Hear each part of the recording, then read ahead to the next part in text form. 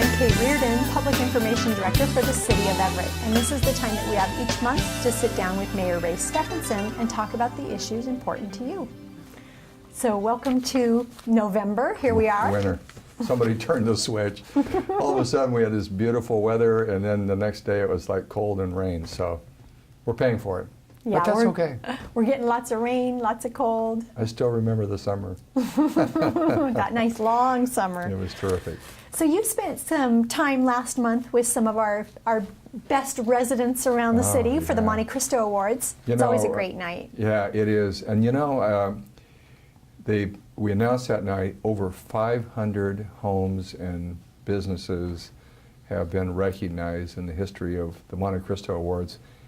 And it was a great evening. And I want to thank President Ron Gibson from the council for joining us, and Georgia D. McLeod, who's from the Council of Neighborhoods, and the committee that spends countless hours taking these nominations and taking pictures and coordinating the before and after pictures of renovations. It's a lot of hard work, and I know that sometimes we don't say thank you enough, but they do a great job. And it's so fun to see families and people come up who've worked so hard to make their homes and their yards and their businesses really nice, and I know their neighbors appreciate it. So a great evening. It was lots of fun. Great. And for those of the folks that are watching that may not know what the Monte Cristo Awards are, yeah. Let's tell them what they are. So this was started by Marion Carell, and it's recognizing people who have beautiful yards and homes, or who have renovated their homes, as well as businesses around the community. And it's an opportunity for neighbors and friends and business associates to say thank you, and we appreciate what you do to make this city very livable and make the neighborhood or the business area just terrific. So it's a wonderful event. Great. And then nominations for next year will be coming out in June. So be looking for those great homes around your neighborhood. We'll remind people. Absolutely. So city budget, we've been talking about it every month for several months now. And we're really now in the point where City Council's looking at it. You've completed your proposed budget. Give us a picture of what that looks like. Well, I would just say that revenues continue to be flat, but we have adjusted over the years, both in our spending level as well as our labor and benefits cost. We've asked employees, exempt employees and electeds this year to contribute to their medical monthly premium, which is a first for us. Some cities still cover everything, and some require some coverage. But we're doing everything, Kate, the responsible way, the way that people have had to adjust in their homes and their businesses. And we're in really excellent financial shape. And we received 3 bond rating increases. So, you know, for anyone who worries, oh my gosh, you know, I read in the news that cities are going bankrupt, that is just not Everett's story at all. And it's not by accident. It's by a lot of hard work from a lot of folks, and our staff do a great job. We've just found creative ways to deliver service. We keep public safety fully staffed to make sure that we're true to our word that that's our highest priority. And I hear great things about our first responders, and I hear great things about our street crews and our transit system and the like. So I think we are delivering service in the way people expect, and that they understand that it's tough financial shapes, and we've had to make some sacrifices. We've had some, you know, some transit adjustments, some 15% reduction in service cuts, but it's just what we have to do, and I think we're doing it well, and I want to commend staff, and I, as I move around the community, neighborhood meetings or retention visits with businesses, they recognize the good work that we're doing, and it's hats off to the staff for great work. Great. And we've got some public hearings that are coming up in the month? Depending on when folks are viewing this, we did the budget address on November 7th, and we'll have a series of public hearings for people to make comment or to learn how their tax dollars are being spent by the city, and to ask questions or provide suggestions. And then we normally we do the public hearings, and then by middle of December or so we pass the ordinance for the next year's budget. So we're on track to do that and on schedule, and hats off to Deborah Bryant, our Chief Financial Officer, and her small but mighty band of financial wizards who have done a great job. Good. And where are we at with the Waterfront Plan?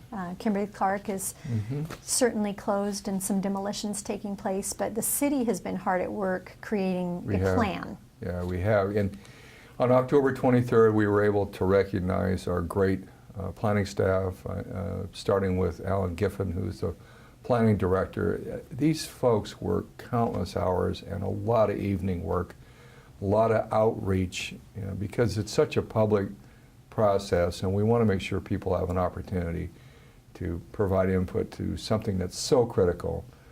And the Waterfront Plan is probably one of the best examples I've seen of public participation. We've literally had dozens of folks provide comment and input and just really thoughtful, quality stuff. I've really been pleased. A couple good news stories though. KC did donate the property where the pea patch garden is in Bayside. It was being used for that, but it was owned by KC, and they're going to transfer the ownership to that to the city of Everett, so it will continue to be a pea patch garden, which is great news. Demolition is underway. Cleanup of the soil is underway. The Planning Commission had their public hearing on October 23rd. And it now goes to the council for final land use action. And I'm pleased that people have stayed focused on the need to recreate jobs there and keep this zoned industrial. And the importance of that waterfront zoning, Kate, is critically important as well, because there's just such a limited amount of opportunity for businesses who are water dependent to operate anymore or to expand. And so that's really the opportunity presented to us. And of course, public access. And we've encouraged it on that site, but if not there, we're asking KC to make a commitment to us to provide public access.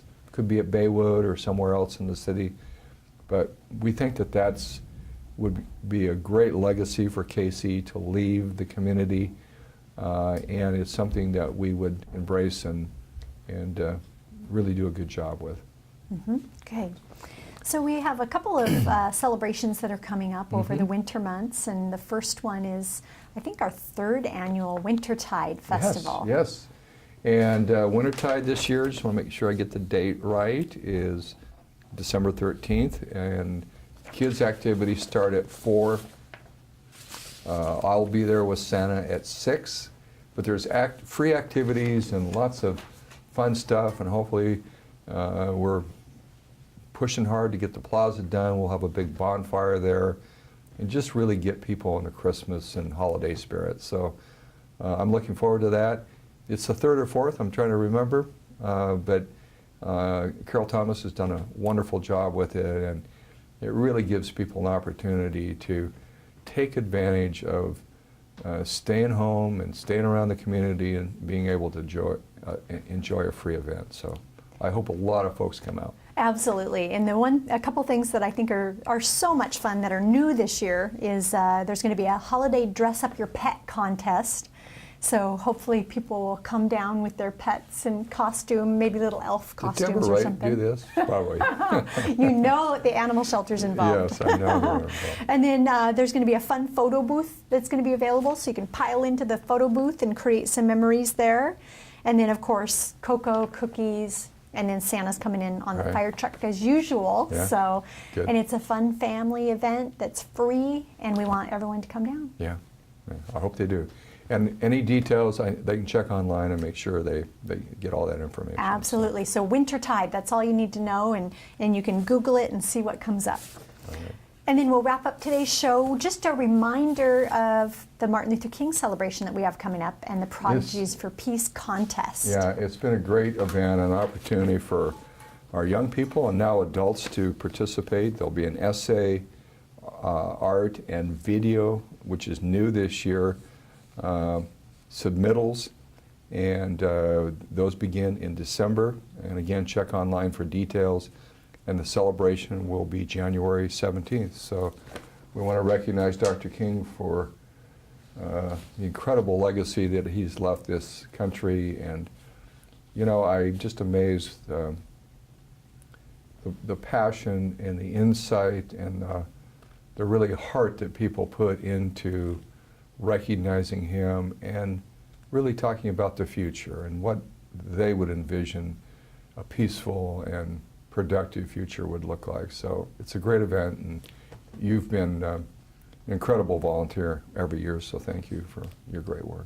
Great, thank you. And we're looking forward to seeing what kind of videos people produce and all that great artwork and essays. Bring them on in and get working on them. Yeah, absolutely. And we'll celebrate in January. All right, good. Good. Well, happy Thanksgiving. Yeah, you as well, and to your family and to all of our citizens. It's a great time of year. We have so much to be thankful for, and we live in a wonderful country and a wonderful part of the world, and we have peace, and a lot of places in the world are in turmoil, and so I'm very thankful every day. So it's a great time of year to be reflective about that, I think. Great, thank you. And thank you for joining us. Have a great Thanksgiving, and we'll see you next time.